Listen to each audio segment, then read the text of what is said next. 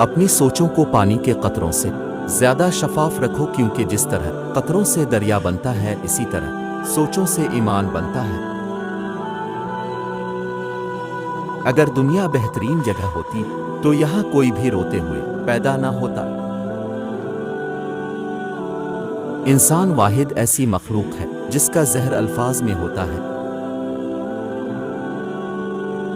اخلاق وہ چیز ہے جس کی قیمت کچھ نہیں دینا پڑتی، مگر اس سے ہر چیز خریدی جا سکتی ہے۔